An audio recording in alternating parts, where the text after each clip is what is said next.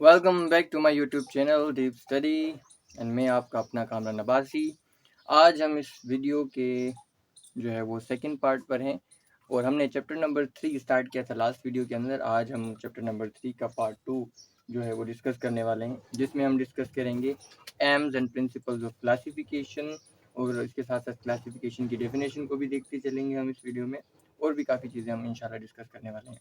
आज हम स्टार्ट करने वाले हैं कि AIIMS and principles of classification के हमारे पास क्या एम्स हैं और क्या प्रिंसिपल्स हैं क्लासिफिकेशन के।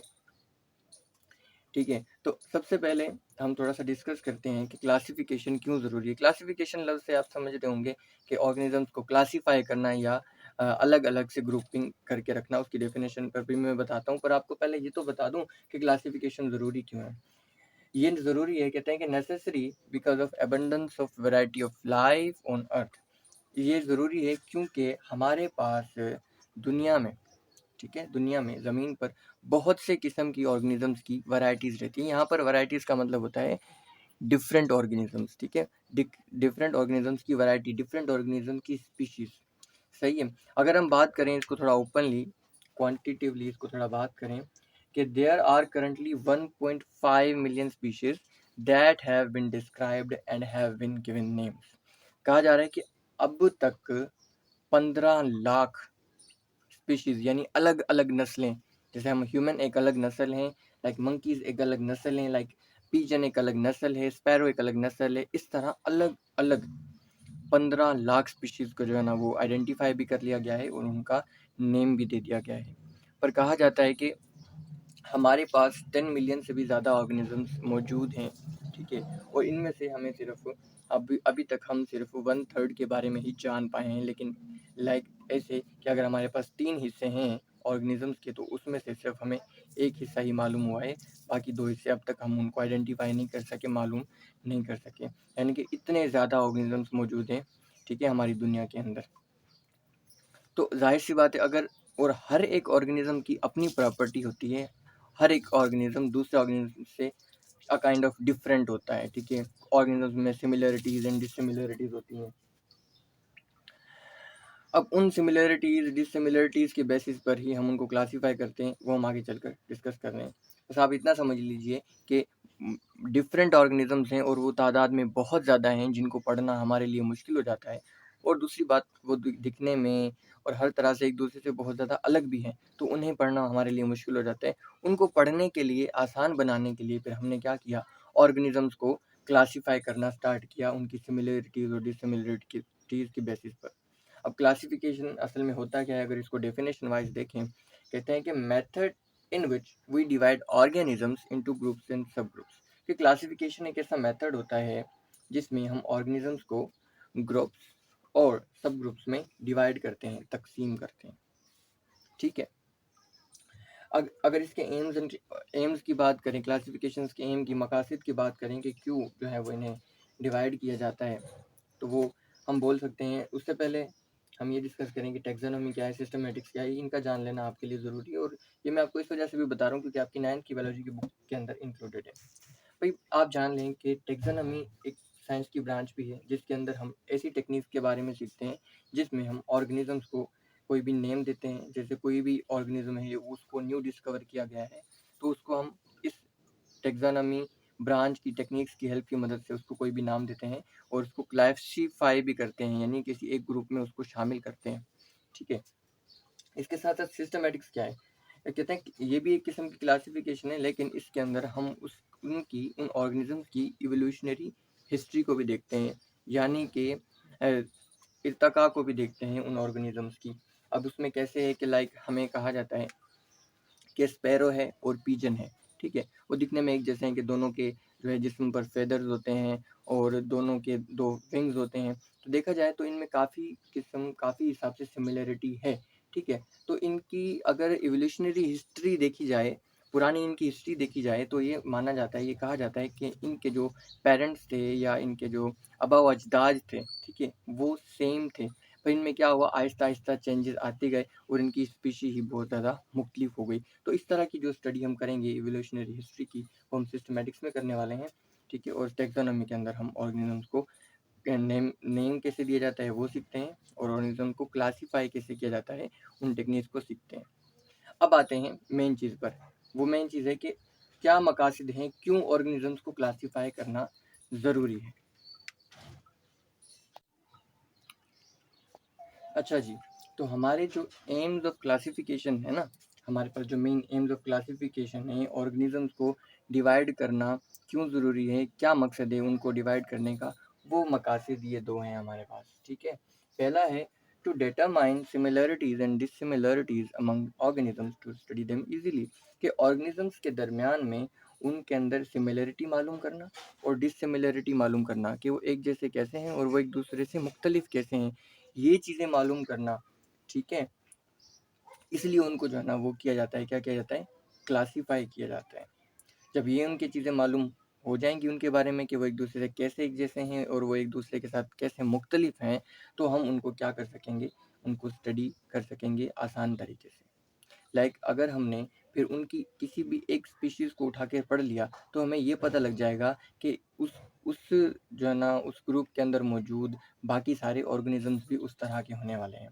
अगर हम बात करें कि हम किसी भी एक ह्यूमन को उठा के उसकी अच्छे से स्टडी करते हैं, उसकी एनाटॉमी, फिजियोलॉजी, हर एक चीज़ उसको पढ़ लेते हैं, तो फिर हम ये समझ जाएंगे कि बाकी जितने भी ऑर्गेनिज्म होने वाले हैं उन सब में इसी तरह की सिमिलरिटीज़ होंगी, इसी तरह के ऑर्गन्स होंगे। ये नहीं किया जाएगा कि फिर हर एक बार एक न्यू ही ऑर्गेनिज्म को या न्यू ही जो है ना इंसान को लिया जाएगा, उसको फिर एनाटॉमी करें उसकी, उसको काटें अंदर से उसके ऑर्गेनिजम्स को, उसके ऑर्गन्स को स्टडी करें। ऐसा फिर कुछ नहीं किया जाएगा। जैसे हम फिर एक किसी भी ऑर्गेनिज्म के या किसी भी ग्रुप के एक स्पीशीज को उठाएंगे, उसको स्टडी करेंगे और फिर हमें फिर ये पता लग जाएगा कि इस ग्रुप के जितने भी बाकी सारे ऑर्गेनिजम्स हैं उनके अंदर भी सेम खसूसियत होने वाली है। तो फिर इस तरह से जो है ना हमारे लिए ऑर्गेनिजम्स को पढ़ना आसान हो जाता है। दूसरी बात कि क्लासीफाई क्यों किया जाता है ऑर्गेनिजम्स को, क्लासीफाई इस वजह से भी किया जाता है ताकि हम उनके इवोल्यूशनरी रिलेशनशिप उनके दरमियान में जो भी है जान सकें। अब इसको समझने के लिए मैं आपको एग्जांपल देता हूँ कि हमारे पास एक ऑर्गेनिज्म है वॉल्वॉक्स। ठीक है, वॉल्वॉक्स ऑर्गेनिज्म है, ये ग्रीन कलर का होता है।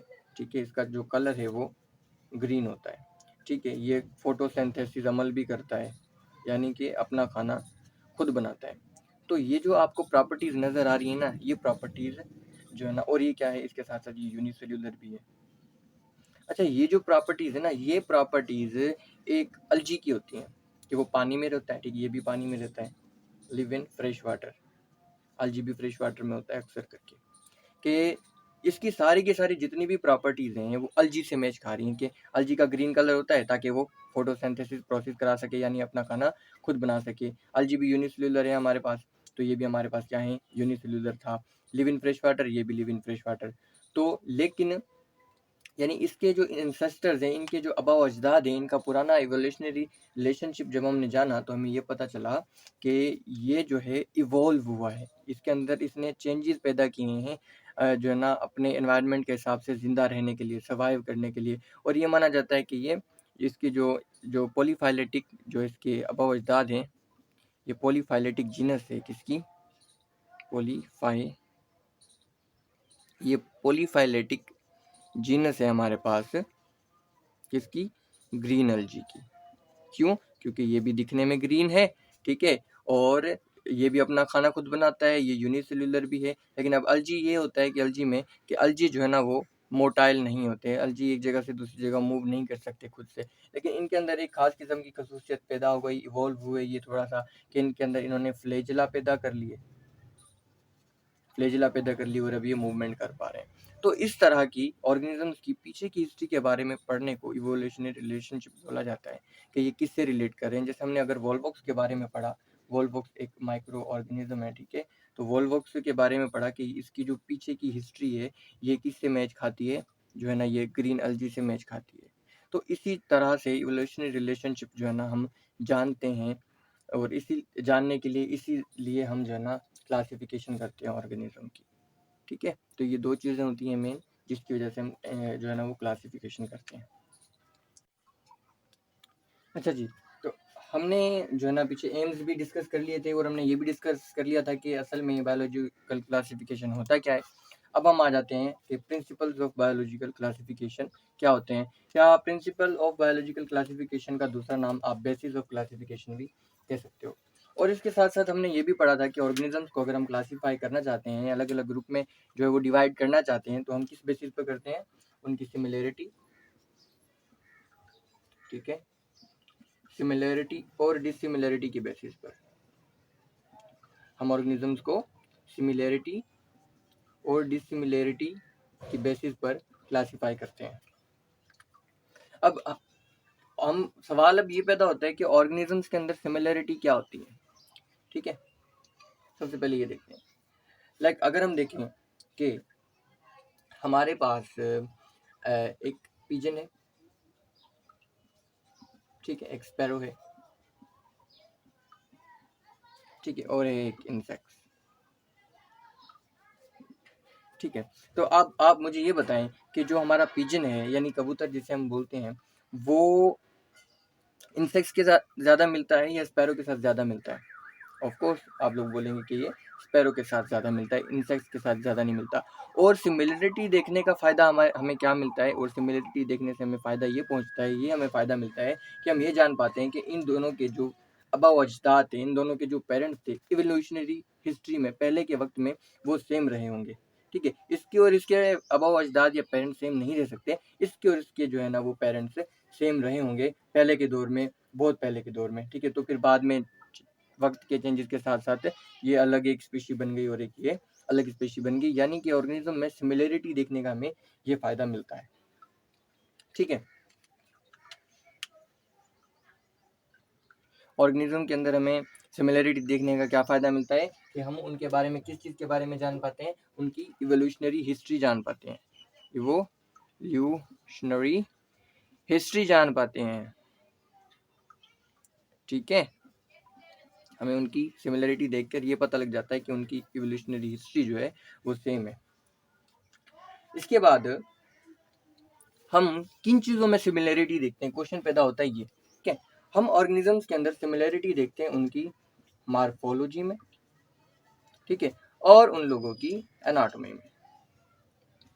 एनाटॉमी के अंदर मार्फोलॉजी बोलते हैं कि ऑर्गेनिजम्स के एक्सटर्नल स्ट्रक्चर के बारे में स्टडी करने को, और एनाटॉमी बोलते हैं ऑर्गेनिज्म के इंटरनल स्ट्रक्चर के बारे में स्टडी करने को। हम ऑर्गेनिज्म को जो है ना जो सेम, अगर उनकी एनाटॉमी और मार्फोलॉजी जिनकी सेम होती थी, हम उन्हें सेम ग्रुप में रख दिया करते थे। और इसके साथ साथ हम सिमिलरिटी किस चीज़ में देखा करते थे ऑर्गेनिज्म की, वो देखा करते थे हम स्टेजेस ऑफ डेवलपमेंट के अंदर, स्टेजेस ऑफ डेवलपमेंट के अंदर या डेवलपमेंट के अंदर। अगर उनकी स्टेजेस ऑफ डेवलपमेंट भी सेम होती थी तो हम उनको सेम ग्रुप में क्लासीफाई कर दिया करते थे, सेम ग्रुप में पुट कर दिया करते थे। अभी स्टेजेस ऑफ डेवलपमेंट क्या होता है, हमें पता है कि एक जाइगोट होता है, जाइगोट बाद में चलकर एम्ब्रियो बनता है, और उस एम्ब्रियो के फेटस बनने तक और एक न्यू एडल्ट बनने तक उसके एम्ब्रियो में जितने भी स्टेजेस आते थे, जितने भी जो है ना वो चेंजेस आते थे, हम उन्हें भी स्टडी किया करते थे। हम आगे चलकर ये भी डिस्कस करने वाले हैं कि ना एक चीक होता है, जैसे चूजे यानी मुर्गी का जो बच्चा होता है, और दूसरे ऑर्गेनिज्म के साथ उसको जो है ना कंपेयर करके देखते थे कि अगर उनके स्टेजेस ऑफ डेवलपमेंट, उनके एम्ब्रियोज में जो भी चेंजेस आ रहे थे वक्त के साथ साथ, अगर वो सेम थे तो इसकी बेसिस पर भी हम उन्हें क्लासीफाई कर दिया करते थे। लेकिन अब आप एक बात तो जान लेना कि अभी हम किस दौर में जी रहे हैं। आज के ज़माने को जो है ना वो क्या बोला जाता है, वो आज के ज़माने को बोला जाता है कि आजकल क्या दौर है भाई, मॉडर्न दौर है। क्या दौर है भाई, मॉडर्न दौर है। और आजकल किस चीज़ की बेसिस को देख कर जो है ना वो ऑर्गेनिजम्स को क्लासीफाई किया जाता है, डीएनए को देखकर, किसको, क्रोमोसोम को देखकर, इन सिंपल क्रोमोसोम को देखकर। अब हमें ये पता है कि भाई हर एक स्पीशी के अंदर नंबर ऑफ क्रोमोसोम्स क्या होते हैं, हर एक स्पीशी में डिफरेंट होते हैं, हर एक स्पीशी में नंबर ऑफ क्रोमोसोम डिफरेंट होते हैं। तो हम इजीली ये पता चला सकते हैं, ये पता लगा सकते हैं कि कौन सा ऑर्गेनिज्म जो है ना वो किस स्पीशीज से बिलोंग करता है उसके नंबर ऑफ क्रोमोसोम देखकर। तो आप अगर आपसे कोई भी सवाल पूछता है कि आजकल जो है ना बेसिस ऑफ क्लासिफिकेशन, मॉडर्न दुनिया में बेसिस ऑफ क्लासिफिकेशन क्या है, तो आप उसको सिंपली बता सकते हैं कि भाई आजकल मॉडर्न दौर है, और मॉडर्न दौर में इतना जदीद टेक्नोलॉजी आ गई है कि हम जो ऑर्गेनिजम्स को क्लासीफाई करते हैं वो क्रोमोसोम्स की या डीएनए की बेसिस पर करते हैं, उनकी जीन की स्टडी करके हम ऑर्गेनिजम्स को आजकल क्लासीफाई कर रहे हैं। हाँ, मार्फोलॉजी है, एनाटॉमी है, ये पुराना वक्त था जब तक इतनी टेक्नोलॉजी नहीं बढ़ी थी, तब हम मार्फोलॉजी और एनाटॉमी को देखकर यानी इंसान के एक्सटर्नल स्ट्रक्चर और इंटरनल स्ट्रक्चर्स को देखकर या किसी ऑर्गेनिज्म के इंटरनल या एक्सटर्नल स्ट्रक्चर्स को देखकर उससे किसी न किसी ग्रुप में रखा करते थे। पर आजकल मॉडर्न ज़माना है और हमें ये बात पता चल चुकी है कि ऑर्गेनिजम्स के अंदर हर एक डिफरेंट स्पीशी के अंदर क्रोमोसोम्स की तादाद डिफरेंट होती है, तो हम क्रोमोसोम की बेसिस पर ऑर्गेनिजम्स को क्लासीफाई करते हैं। तो आज की ये वीडियो यहाँ पर ख़त्म होती है। मिलते हैं इंशाल्लाह नेक्स्ट वीडियो में। चैनल को सब्सक्राइब करना ना भूलें। अल्लाह हाफिज़।